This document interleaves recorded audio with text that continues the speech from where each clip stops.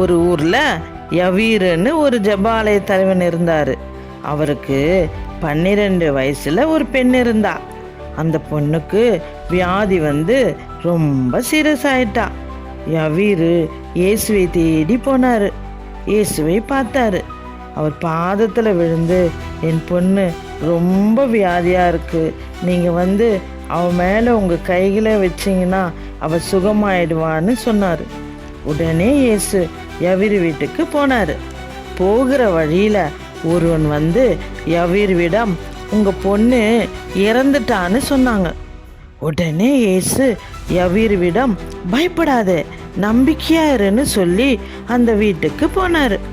எல்லாரும் அழுது கொண்டு இருந்தாங்க. இயேசு அவங்களை எல்லாம் வெளியே போக சொன்னாரு. இயேசுவும் சீஷர்களும் அந்த பெண்ணின் அம்மாவும் அப்பாவும் படுத்திருந்த பொண்ணுக்கிட்ட போனாங்க. இயேசு அந்த பிள்ளையின் கையை பிடிச்சு, சிறு பெண்ணே எழுந்துருன்னு சொன்னாரு. உடனே சிறு பெண் எழுந்து நடந்தா. அந்த பெண்ணின் அம்மாவும் அப்பாவும் ரொம்ப சந்தோஷமும் ஆயிட்டாங்க. இதுல இருந்து நமக்கு என்ன தெரியுது? சூழ்நிலைகள் எப்படி இருந்தாலும் இயேசுவை முழுசா நம்பணும். நம்பினா அற்புதம் நடக்கும்.